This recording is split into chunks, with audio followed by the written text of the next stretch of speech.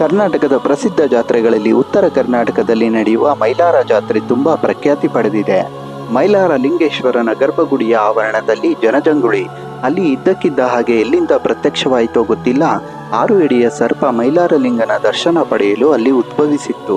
ಪ್ರತಿ ವರ್ಷ ಮೈಲಾರದಲ್ಲಿ ನಡೆಯುವ ಕಾರ್ಣಿಕ ಭವಿಷ್ಯ ಕೇಳಲು ಲಕ್ಷ ಲಕ್ಷ ಭಕ್ತರು ಮೈಲಾರದಲ್ಲಿ ಸೇರಿರುತ್ತಾರೆ. ಕಾರ್ಣಿಕದಲ್ಲಿ ನಡೆಯುವ ಭವಿಷ್ಯ ಎಂದೂ ಸುಳ್ಳಾಗಿಲ್ಲ. ಕರ್ನಾಟಕ ರಾಜ್ಯದ ವಿಜಯ ಹೂವಿನಹಡಗಲಿ ತಾಲೂಕಿನ ಮೈಲಾರದಲ್ಲಿ ಈ ಅದ್ದೂರಿ ಮೈಲಾರಲಿಂಗನ ಜಾತ್ರೆ ನಡೆಯುತ್ತದೆ. ಈ ಸಮಯದಲ್ಲಿ ಇಡೀ ಮೈಲಾರ ಭಂಡಾರಮಯವಾಗಿರುತ್ತದೆ. ಭಕ್ತರು ಅರಿಶಿಣ ಭಂಡಾರದಲ್ಲಿ ಮುಳುಗೇಳುತ್ತಾರೆ. ಶಿವನ ಹಲವು ಅವತಾರಗಳಲ್ಲಿ ಮೈಲಾರಲಿಂಗನ ಅವತಾರವೂ ಸಹ ಒಂದು.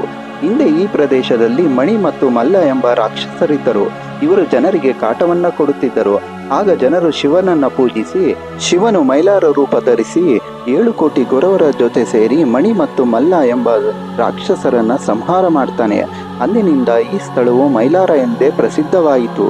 ಮೈಲಾರದಲ್ಲಿ ನಡೆಯುವ ಮೈಲಾರ ಲಿಂಗನ ಜಾತ್ರೆಗೆ ಕರ್ನಾಟಕವಷ್ಟೇ ಅಲ್ಲದೆ ಮಹಾರಾಷ್ಟ್ರ, ಆಂಧ್ರ ಪ್ರದೇಶದಿಂದ ಲಕ್ಷ ಲಕ್ಷ ಭಕ್ತರು ಬರುತ್ತಾರೆ.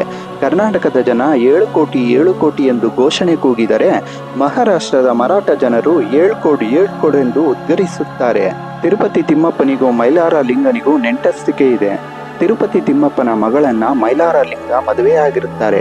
ವಧು ದಕ್ಷಿಣೆಯಾಗಿ ಸಾಲವಾಗಿ 7 ಕೋಟಿ ಹೊನ್ನನ್ನ ಮೈಲಾರ ಲಿಂಗ ಉಳಿಸಿಕೊಂಡಿರುತ್ತಾರೆ.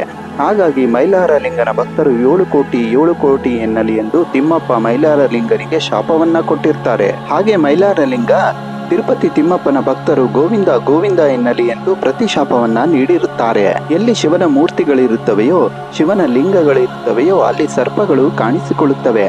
ಇದು ಶಿವ ಹಾಗೂ ಸರ್ಪಗಳಿಗೂ ಇರುವಂತಹ ಅವಿನಾಭಾವ ಸಂಬಂಧವನ್ನ ತಿಳಿಸುತ್ತದೆ.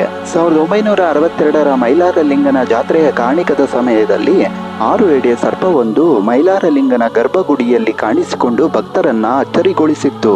ಮೈಲಾರ ಲಿಂಗನ ಕಾರ್ಣಿಕದ ಸಮಯದಲ್ಲಿ ದೇವಾಲಯದ ಸುತ್ತಮುತ್ತ ಸರ್ಪಗಳು ಕಾಣಿಸಿಕೊಳ್ಳುತ್ತವೆ. 6 ಎಡೆಯ ಸರ್ಪ ದೇವಾಲಯದ ಮೂರ್ತಿಯ ಸಮೀಪ ಬಂದು ಮೈಲಾರ ಲಿಂಗನ ದರ್ಶನವನ್ನು ಪಡೆದು ಹೋಗಿದೆ. ಈ ಒಂದು ಘಟನೆ 100 ವರ್ಷಗಳಿಗೊಮ್ಮೆ ನಡೆಯುತ್ತದೆ ಎಂದು ನಂಬಲಾಗಿದೆ.